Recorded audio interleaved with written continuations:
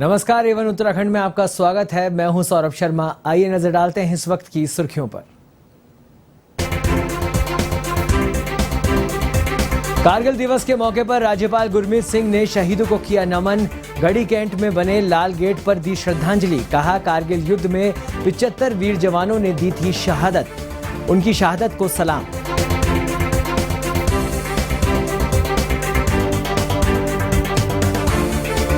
देश मना रहा कारगिल विजय दिवस। सीएम पुष्कर सिंह धामी ने शहीदों को दी श्रद्धांजलि, वीरांगनाओं को किया सम्मानित। कहा, साहस के दम पर जीत गया था युद्ध।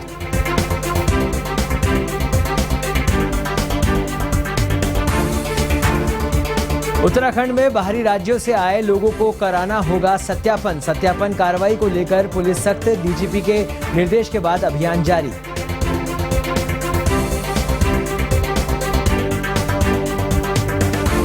केंद्र सरकार द्वारा खाद्य पदार्थों पर जीएसटी लगाने के बाद व्यापारियों में आक्रोश। काशीपुर में प्रांतीय उद्योग व्यापार मंडल ने की पीसी। आगामी आंदोलन को लेकर दी जानकारी।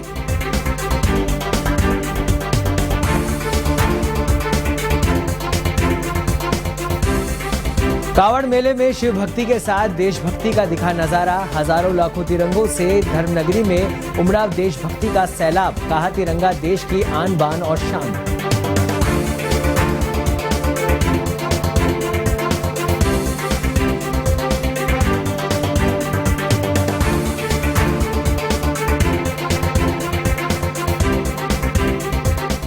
खबरें विस्तार से। देश भर में कारगिल दिवस शौर्य दिवस के रूप में मनाया जा रहा है। कारगिल दिवस की 23वीं वर्षगांठ के मौके पर राज्यपाल retired lieutenant general Gurmeet Singh ने देहरादून के गढ़ी कैंट में बने लाल गेट पर शहीदों को पुष्पचक्र अर्पित कर श्रद्धांजलि दी। इस दौरान सेना के कई अधिकारी भी मौजूद रहे। आपको बता दें कि उत्तराखंड से भी कारगिल युद्ध में 75 वीर जवानों ने अपनी शहादत दी थी। वहीं लेफ्टिनेंट जनरल गुरमीत सिंह ने कहा कि जिन शहीदों ने कारगिल युद्ध में अपनी शहादत दी है, मैं उनको नमन करता हूं और उनकी शहादत को सलाम करता हूं, जिन्होंने देश के लिए अपने प्राण न्यौछावर किए। साथ ही राज्यपाल ने सभी सैनिक और उनके आश्रित परिवारों को हर संभव मदद का आश्वासन भी दिया।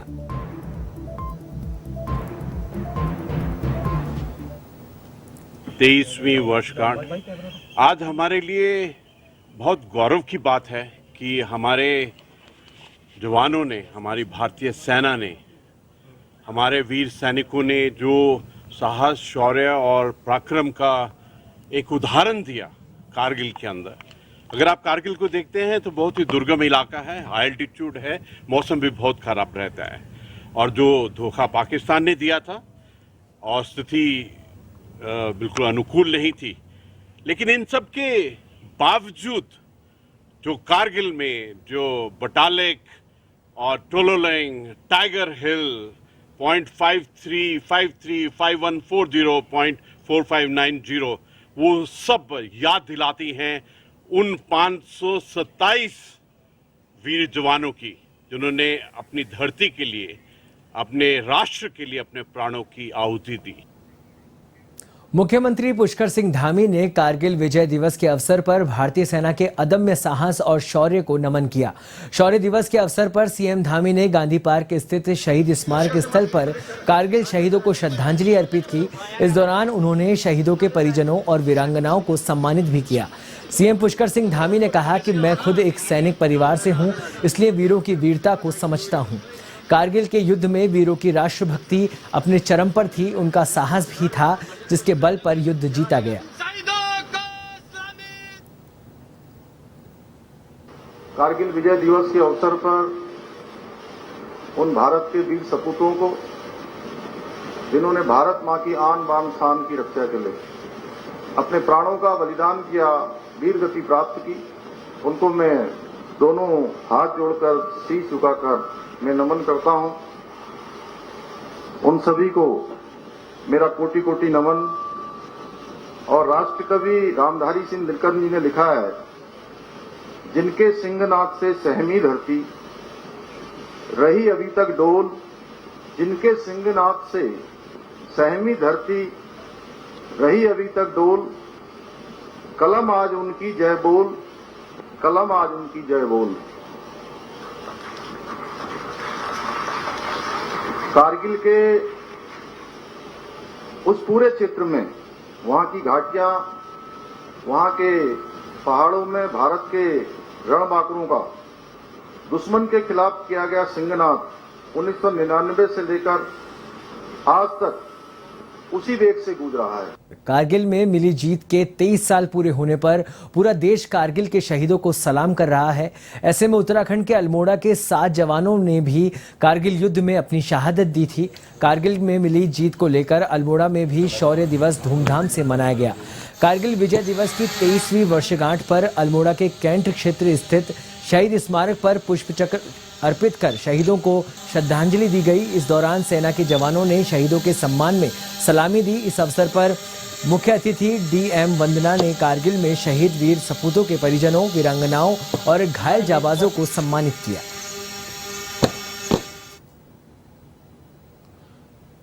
ये दिवस हमारे जो कारगिल वार में जो जवान शहीद हुए उनकी याद में हर साल इसको 26 जुलाई को मनाया जाता है। और ये जो हमारे 527 जवान ने शहादत दी उस लड़ाई में, जिसमें से 75 जवान हमारे उत्तराखंड के थे, जिसमें 7 जवान हमारे अल्मोड़ा डिस्ट्रिक्ट के थे। और आज के फंक्शन के लिए उनमें से हमने 2 वीर नारी को भी बुलाया गया। उनको हम यहाँ पे श्रद्धांजलि देने के लिए और उनको सम्मान करने के लिए यहाँ पे बुलाया, जो मिसेज गले हैं और मिसेज देवड़ी मैडम है। हमारे हम शहीद दिवस मना रहे हैं कारगिल विजय दिवस के उपलक्ष्य में। उसके अंतर्गत हमारे देश में जो भी शहीदों ने अपनी शहादत दी उन सभी को नमन करती हूँ, अपनी श्रद्धांजलि अर्पित करती हूँ। साथ ही जो वीर नारियां हमारे बीच में उपस्थित हैं, जिनके परिवारों ने अपना बलिदान दिया, जिसके कारण हम लोगों को ये दिन देखना पड़ा है, को मैं अपनी श्रद्धांजलि, अपना नमन अर्पित करती हूँ। और आप सभी का मैं देश की पूरी जनता की तरफ से और हमारे विशेष रूप से अल्मोड़ा के जो लोग हैं, हमारे अल्मोड़ा के जो निवासी हैं, उनकी तरफ से आपका मैं धन्यवाद करती हूँ। आपके परिवारों ने अपना बलिदान दिया, आपके परिवारों ने बहुत कुछ खोया, उसी के कारण हम लोग सुरक्षा के माहौल में रह पाते हैं और जो प्रोग्रेस कर रहा है देश। बरसात के मौसम में पहाड़ी क्षेत्रों में आपदाओं से हर साल लोगों को लाखों का नुकसान उठाना पड़ता है। आपदा के जटिल मानकों होने के कारण लोगों को नुकसान का मुआवजा तक नहीं मिल पाता, जिसके चलते अल्मोड़ा के विधायक मनोज तिवारी ने आपदा के जटिल मानकों के सरलीकरण की मांग उठाई है। विधायक मनोज तिवारी का कहना है कि आपदा के लिहाज से उत्तराखंड काफी संवेदनशील राज्य है, जिसमें लोगों की परेशानी को देखते हुए उन्होंने आपदा फंड में सीएम विवेकाधीन कोष से धनराशि बढ़ाए जाने की भी मांग की है।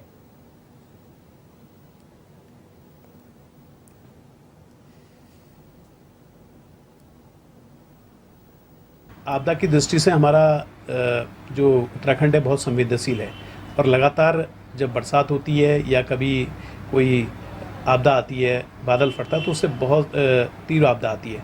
और निश्चित रूप से क्योंकि भौगोलिक परिस्थिति को देखते हुए, वहाँ की सारी चीज़ों को देखते हुए सरकार द्वारा क्योंकि मानकों में स्थिरीकरण करना चाहिए और जो भी हो सके, चाहे तत्काल उनका विस्थापन हो और उनको मुआवजा मिल सके या उनका विस्थापन हो सके, और जो भी उसमें स्थिरता होनी चाहिए और तत्काल कार्रवाई करनी चाहिए, क्योंकि भूस्खलन एक ऐसा है, आपदा एक ऐसा संवेदनशील विषय है जिससे सबसे ज़्यादा लोग भयभीत रहते हैं।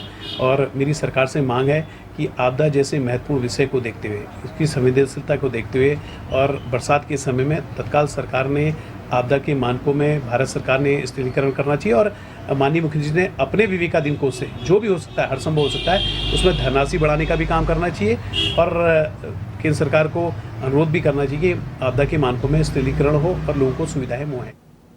हल्द्वानी में नगर निगम 34 करोड़ की लागत से सीवरेज ट्रीटमेंट प्लांट बनाने जा रहा है। यह प्लांट 28 MLD पानी की क्षमता वाला है। मेयर जोगेंद्र रोतेला ने बताया कि पूरे शहर के सीवरेज सिस्टम का ट्रीटमेंट करते हुए सीवरेज से खाद बनाई जाएगी और फिल्टर करके पानी को शुद्ध करके छोड़ा जाएगा, जो वाटर लेवल भी बढ़ाएगा। इस प्लांट के शुरू होने से शहर में प्रदूषण कम होगा और सीवरेज ट्रीटमेंट होकर शुद्ध पानी मिल सकेगा।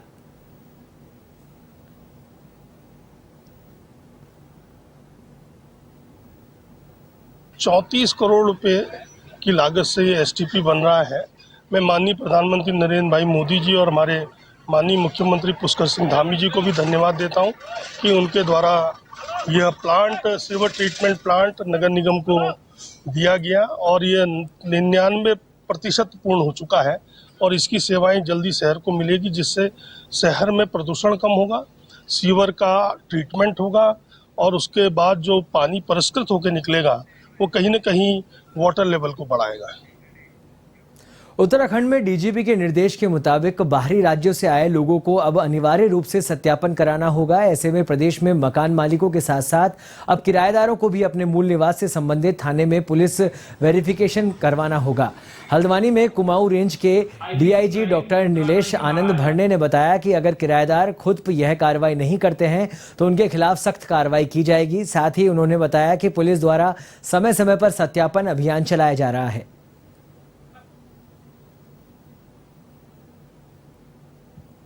जो बाहरी व्यक्ति यहाँ किराएदार के तौर पे या कोई जॉब करने आ रहा है या कोई घरेलू नौकर है, तो जो भी किसी कारण से यहाँ के निवास करता है, रहता है, तो ये उसकी वैयक्तिक जिम्मेदारी, खुद की स्वयं की जिम्मेदारी होगी कि वो जहाँ भी रहता है वहाँ नज़दीकी थाने से अपना जो है वो सत्यापन कराकर खुद अपना ले आएगा और यहाँ एक शपथ पत्र भी देगा। उत्तराखंड पुलिस धारा जो है 82-82-3 के तहत कि जो है उसके ऊपर जो है कोई गुनाह वहाँ पे नहीं है और जो है वो जो जानकारी दे रहा है ये सही जानकारी है, तो ये अपना जहाँ वो काम कर रहा है उसके पुलिस स्टेशन में जाकर स्वयं ये जमा करेगा। अन्यथा उसके ऊपर जो है वो 83 के अंतर्गत, जो पुलिस एक्ट के अंतर्गत जो है उसके ऊपर कार्रवाई की जाएगी। ऊधम सिंह नगर के जसपुर से है, जहां व्यापार मंडल के सेल्स टैक्स विभाग के खिलाफ काफी रोष व्यक्त किया गया। वहीं प्रेस कॉन्फ्रेंस में बताया गया कि सेल्स टैक्स विभाग सर्वे के नाम पर दुकानों पर छापेमारी कर रही है।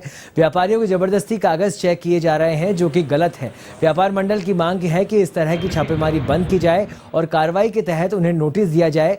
वहीं उन्होंने चेतावनी देते हुए कहा कि अगर सरकार सुध नहीं लेगी तो जीएसटी का पुतला दहन किया जाएगा और प्रदेशव्यापी बंद का आह्वान किया जाएगा।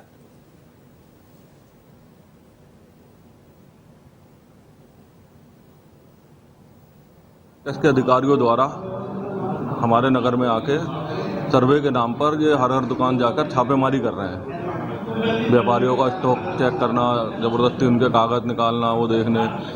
तो हमारा ये कहना है कि आप इस तरह अपने लेवल पे इस तरह की छापेमारी ना करें। आप व्यापार मंडल को विश्वास में लीजिए, हमें बताइए, हम आपके साथ चलेंगे।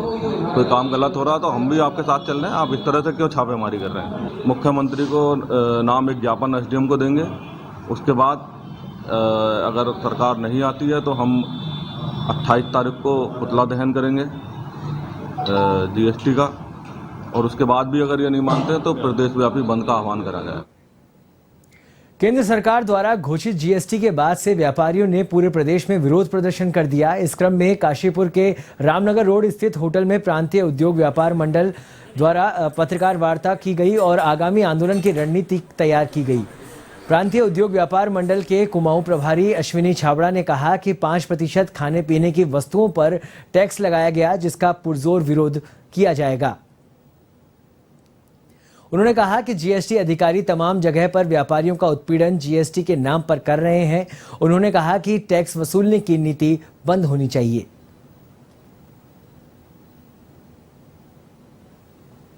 जुलाई में जो 5% खाद्य पदार्थों पर टैक्स लगाया गया, उसके विरोध में व्यापार मंडल पूरी तरह पुरजोर विरोध कर रहा है और वह इसके लिए पूरी ताकत से लगा हुआ है।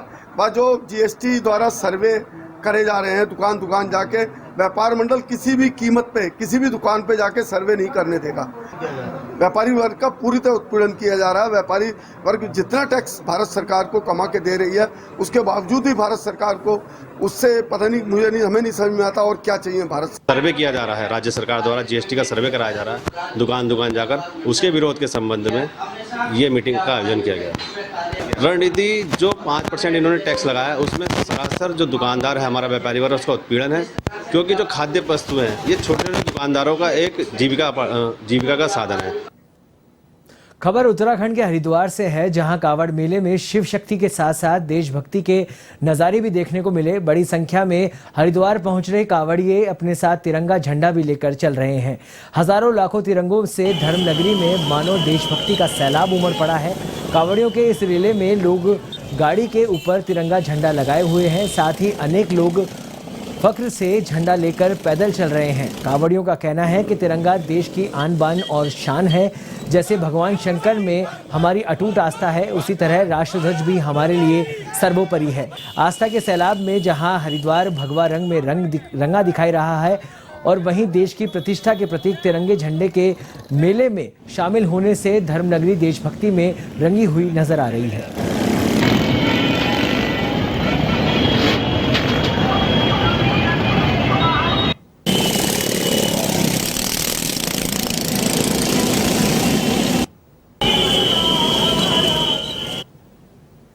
अपने देश शान है, इसको लेके हमें बिल्कुल बहुत गर्व फील हो रहा है।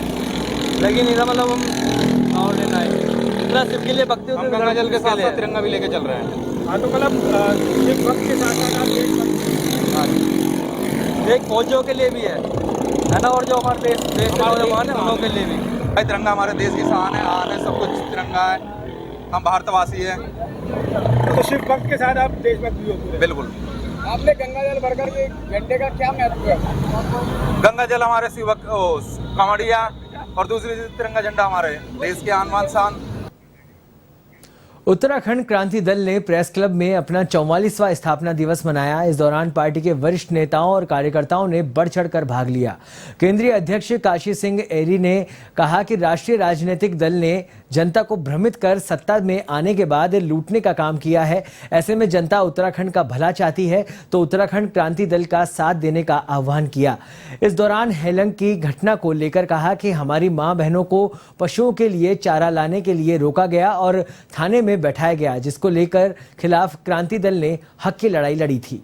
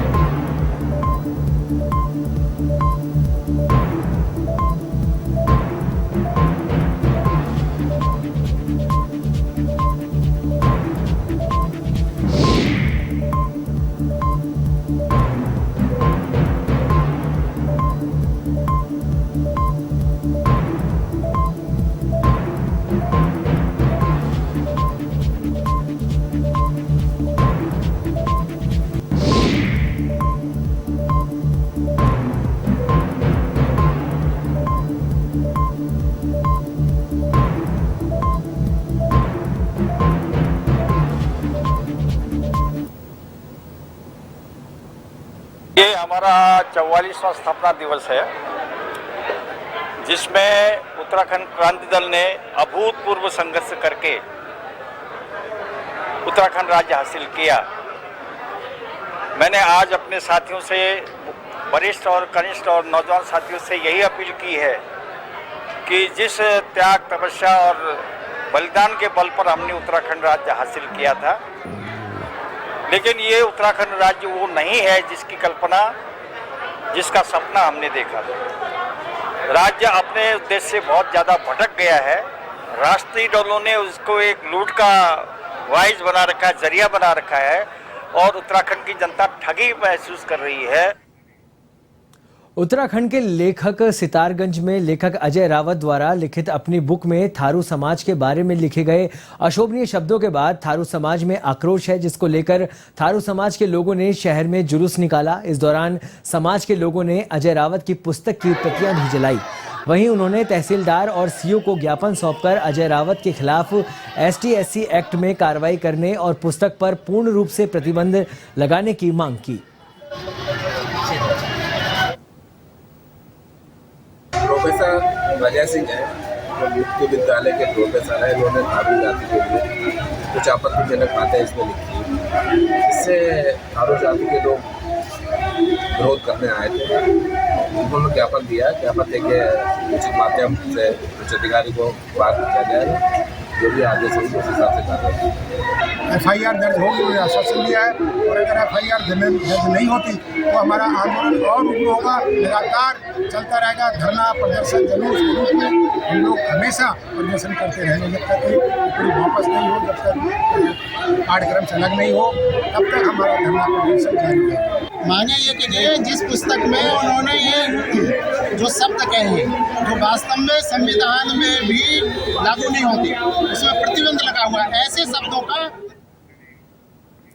खबर उत्तराखंड के अल्मोड़ा जिले से है, जहां विकासखंड सल्ट में नवनियुक्त एसओ राजेंद्र प्रसाद ने सल्ट थाने की कमान संभाली। इस दौरान एसओ राजेंद्र प्रसाद ने कहा कि चरस गांजा तस्करी पर अंकुश लगाने का प्रयास रहेगा। साथ ही उन्होंने कहा कि यातायात व्यवस्था को सुधारने की मेरी प्राथमिकता रहेगी। वहीं बाहरी व्यक्ति का सत्यापन किया जाएगा। अगर जिन लोगों ने सत्यापन नहीं कराया तो उनके खिलाफ कार्रवाई की जाएगी। मेरी सर्वप्रथम प्राथमिकता ये रहेगी कि जो यहाँ पर नशा का काफ़ी बड़ा स्कोप है, लोग यहाँ से गांजा और चरस को परिवहन करके ले जाते हैं, और इस पर कार्रवाई करना मेरा सर्वप्रथम प्राथमिकता है। दूसरी प्राथमिकता यहाँ के यातायात के संबंध में यातायात व्यवस्था और ट्रैफिक प्लान, ये मेरी पूर्ण प्राथमिकता रहेगी।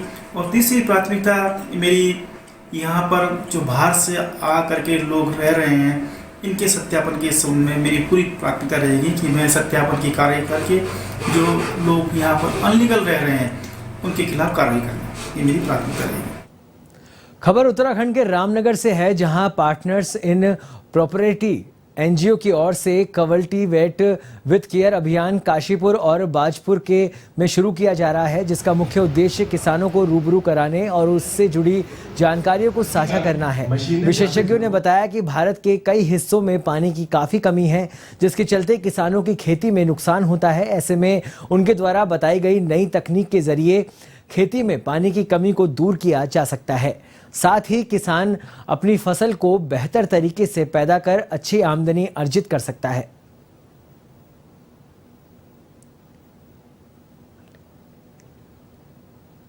So actually we are implementing alternative wetting and drying to reduce the water consumption in the paddy field. So what happens, farmer feels that so every time water is required to flood the paddy.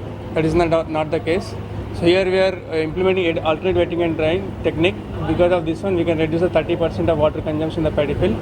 It also reduces methane emission due to so when the condensed flood happens, there is a organic anaerobic decomposition in the paddy field. Because of that one, methane produced into the atmosphere. So as we are doing alternate wetting and drying, so because of that one, we can reduce the methane emission into the atmosphere, and also reduces water consumption. The water consumption reduces, also reduces energy consumption. So then also it links to SDG indicators, Sustainable Development Goals, we can achieve by implementing the AWD technique. इसमें PNP जो है पिछले 24 सालों से किसान भाइयों के लिए काम कर रही है, जिसमें हमारा उद्देश्य ये है कि हम मिट्टी को, पानी को और किसान भाइयों की जो जीवन स्तर है उसको कैसे हम अच्छा करें, अच्छा बनाएं, पर्यावरण की भी सुरक्षा हो और साथ में किसान भाइयों का जीवन स्तर भी ऊंचा हो। तो उसको लेके जो AWD टेक्निक है जो पैडी कल्टीवेशन के अंदर यूज़ होती है, तो चावल धान की खेती करने के लिए जो पानी की जो उपयोगिता है इस टाइम वो बहुत ज़्यादा है। ये AWD टेक्निक से उस पानी को हम खपत जो है कम से कम 15 से 20% तक वो कम हो जाएगी और उसमें काफ़ी हद तक पानी सेव होगा। और हिंदुस्तान के जो पानी की समस्या है वो काफ़ी फैल रही है, तो आई थिंक ये बहुत ज़रूरी है कि चावल धान की खेती के अंदर पानी का कम से कम उपयोग हो, और उसका फ़ायदा ये भी है कि किसान भाइयों को कम मेहनत करनी पड़ेगी सिंचाई करने में, और साथ साथ में उनकी जो उत्पादकता है धान की वो बढ़ेगी। A1 उत्तराखंड में फिलहाल इतना ही। देश और दुनिया की तमाम खबरों के लिए आप देखते रहिए A1 TV। नमस्कार।